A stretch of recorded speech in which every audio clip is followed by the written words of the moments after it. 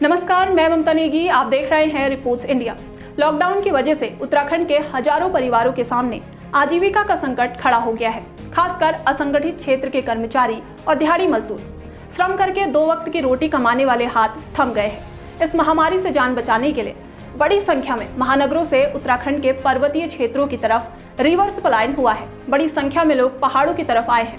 इनकी संख्या दोनों मंडलों में यानी कि कुमाऊं मंडल और गढ़वाल मंडल में 60,000 बताई जा रही है। अब सरकार ये कोशिश कर रही है कि जो प्राकृतिक रूप से ये रिवर्स पलायन हुआ है, इन्हें राज्य में ही रोका जाए, इन्हें राज्य में ही रोजगार दिया जाए, ताकि इन्हें लॉकडाउन खुलने के बाद रोजगार के लिए महानगरों की तरफ ना जाना पड़े। इस पर बड़े स्तर पर सर्वे शुरू हो गया है, जिसमें पता लगाया जाएगा कि इन्हें किन परिस्थितियों में पलायन करना पड़ा, इनकी आमदनी के स्रोत यानी कि इन्हें किन क्षेत्रों में रोजगार मिला और अब आगे उत्तराखंड में इन्हें किन क्षेत्रों में रोजगार दिलाया जा सकता है।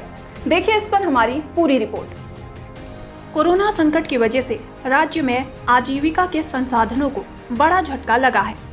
अन्नदाता किसान से लेकर दैनिक श्रम के आधार पर रोजी रोटी कमाने वालों की कमर भी टूट गई है। इस वजह से बड़ी संख्या में लोगों ने विभिन्न राज्यों से उत्तराखंड में वापसी की है। इन लोगों को अब राज्य में ही रोकने की कवायद की जा रही है।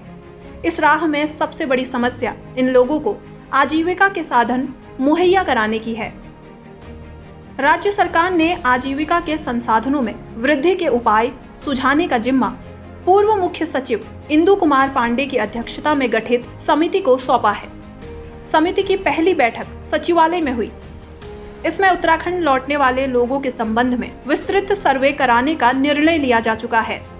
यह तय किया गया है कि उक्त लोग किन परिस्थितियों में पलायन को मजबूर हुए, इनकी आमदनी के स्रोत, किन क्षेत्रों में इन्हें रोजगार मिला और अब आगे उत्तराखंड में आजीविका के साधन उपलब्ध कर इन्हें रिवर्स पलायन का योद्धा बनाया जाए, ताकि ये अपने मूल गांवों में ही खेती किसानी, पर्यटन व्यवसाय, होटल, होम स्टे समेत रोजगार के नए अवसरों का लाभ उठा सके।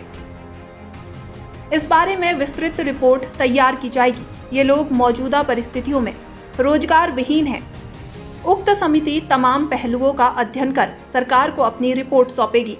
नियोजन और वित्त सचिव अमित नेगी ने कहा कि सर्वे रिपोर्ट के आधार पर पहले चरण में आजीविका के साधनों को बढ़ाने पर विचार होगा।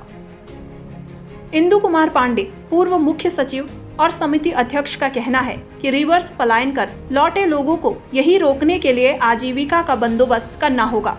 समिति विभिन्न पहलुओं से यह अध्ययन कर सरकार को अपनी रिपोर्ट सौंपेगी। उत्तराखंड के लोग ये तो चाहते हैं कि उन्हें उत्तराखंड में ही रोजगार उपलब्ध कराया जाए, लेकिन उन्हें जो काम दिया जाता है उसे करने में वो हिचकिचाते हैं, क्योंकि अंदर एक शर्म की भावना है।